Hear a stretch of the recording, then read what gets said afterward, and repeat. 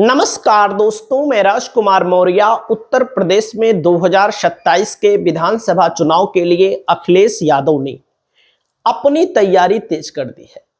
अखिलेश यादव इस समय एक एक विधानसभा सीटों पर अपनी मजबूत पकड़ बनाने में जुट गए हैं, क्योंकि अगर मजबूत पकड़ एक एक विधानसभा सीटों पर रहेगी तभी चुनाव जीता जा सकता है। मैं पहले कह दूं कि कोई लहर वहर से चुनाव नहीं जीता जा सकता। इस समय चुनाव जीतने के बाद सीट आ जाए ज्यादा तो उसको लहर भले कह दो, और चुनाव के पहले लहर कहना बेकार है, एकदम साफ बात है। जैसे लोकसभा में आपने देखा कोई लहर वहर नहीं थी कि समाजवादी पार्टी को 43 सीटें मिल रही हैं, कांग्रेस गठबंधन को कोई लहर नहीं थी। ये एक एक सीटों पर सेट किया गया समीकरण ने चुनाव जिताया।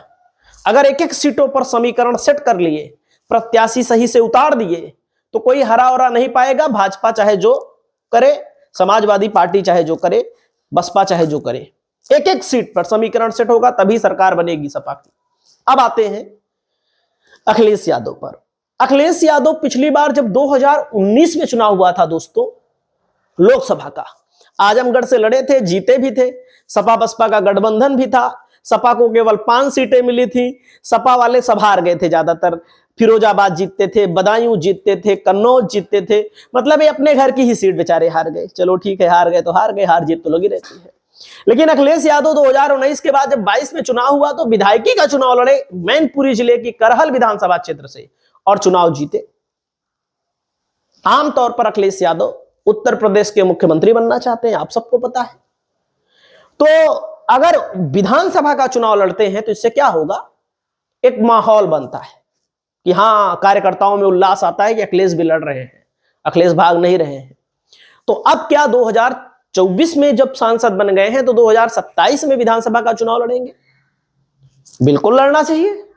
कहां से लड़ना चाहिए ये भी चर्चा हो रही है।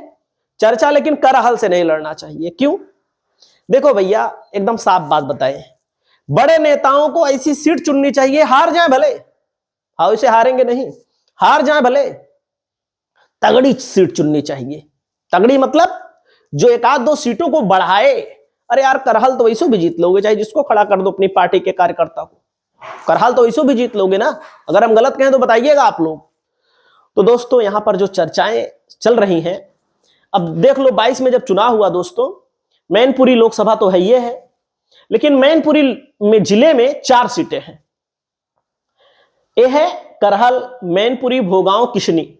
पिछली बार 2 सीट मैनपुरी में सपा जीती थी 2022 में। अब सोचो आप लोग थोड़ी देर के लिए, यार मैनपुरी इनका इलाका कहा जाता है, मैनपुरी इनका गढ़ कहा जाता है, अपने गढ़े में 2 सीट जीते हैं। अपने गढ़ से ज्यादा तो हमारे जिले में जीत गए हैं, इससे ज्यादा ही जीते हैं। आप सोचो थोड़ी देर के लिए, इसका मतलब कुछ कमजोरी है ना। कमजोरी यह है कि जैसे करहल जीते और किशनी जीते, 2 सीट हार गए। बहुत बड़ी बात है 2 सीट हारना। ये लगभग 4-5 हजार से हारे थे, यहां पर लगभग 7-8 हजार से हार गए। तो अपने जिले में तो क्लीन स्वीप करना पड़ेगा। इसके साथ ही साथ अगर क्लीन स्वीप इर्द गिर्द में करना है, जैसे आप देख लीजिए मैनपुरी यहां पर कहां है, ए है, मैनपुरी ये है, कन्नौज भी क्लीन स्वीप करना पड़ेगा, फर्रुखाबाद भी क्लीन स्वीप करना पड़ेगा। एक आध सीट घट जाए वो बात अलग है, वो मैटर अलग है, क्योंकि चुनाव में सब क्लीन स्वीप कर लोगे तो अगला क्या करेगा बेचारा, भाई सबके लिए है ना। अब देखो यहां पर जैसे शाहजहांपुर में भी अच्छा प्रदर्शन करना पड़ेगा, बरेली में भी करना पड़ेगा, बदायूं में भी ज्यादा से ज्यादा सीट जीतना पड़ेगा, कासगंज में भी जीतना पड़ेगा, एटा में जीतना पड़ेगा। ये बेचारे ना अपने एटा में, फिरोजाबाद में, कासगंज में, फर्रुखाबाद में खाता नहीं खोल पाए। सोचो मैनपुरी की बगल की सीट, फर्रुखाबाद में 7 विधानसभा सीटें, एक को सीट नहीं जीत पाए थे। हरदोई में 8 विधानसभा की सीटें, कन्नौज के बगल है, खाता ही नहीं। जब यहां खाता नहीं खुला, तुम्हारा बेल्ट यही कमजोर है, तो आगे की बात करना बेकार है भाई। आगे की बात करना एकदम से बेकार है। तो जीतना पड़ेगा, पहले अपना जीतोगे तो यहां कुल के लोग तो अपने आप जिता देंगे, यहां कुल के लोग अपने आप जिता देंगे, लोग जिताएंगे, ऐसा नहीं है। अब चलते हैं। अब जैसे मैनपुरी विधानसभा का रिजल्ट आया, 6766 वोटों से बीजेपी जीत गई इस सीट को। तो बीजेपी के मंत्री जयवीर सिंह हैं जो लोकसभा का चुनाव मैनपुरी से लड़े थे, डिंपल यादव के खिलाफ। डिंपल यादव ने रगड़ दिया, हार गए, बुरी तरह से हार गए। बीजेपी वाले फड़फड़ा रहे थे कि अब की जीत लेंगे। बीजेपी वाले, अब देखो बसपा यहां केवल 17,000 वोट पाई थी। तो मैनपुरी सदर से एक दावेदारी है महाराज सिंह साकी की। जैसे अगर लोकल कार्यकर्ता में उतारना है तो अपने पुराने प्रत्याशी को हटाओ। कई जगहों से पुराने प्रत्याशियों को लेकर ना, असल बात जो एक दो बार जीत जाता है वो जनता को मूर्ख समझने लगता है। विधायक जो जीत जाता है, हम किसी का नाम नहीं ले रहे, कहीं की बात कर लीजिए, जनता मतलब धूल कण, दुख सुख में बहुत सारे लोग नहीं शामिल होते हैं।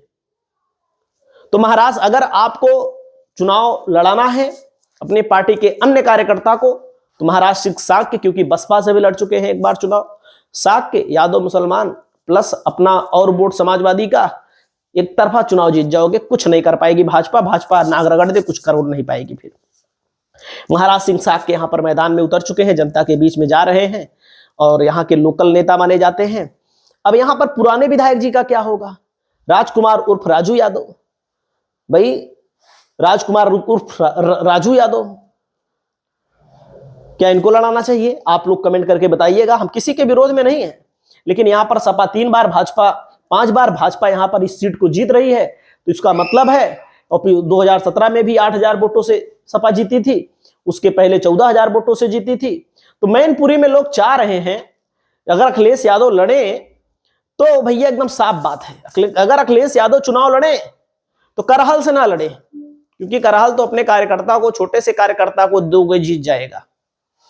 अरे कोई ऐसी सीट लड़ो जो पार्टी के लिए बढ़ाओ, पार्टी के लिए मजबूती हो। जैसे कन्नौज में अब की बार लड़े, पहले इन्होंने तेज प्रताप को टिकट दिया, इन्होंने बीजेपी की नब्ज को टटोला कन्नौज में, पहले तेज प्रताप को दिया।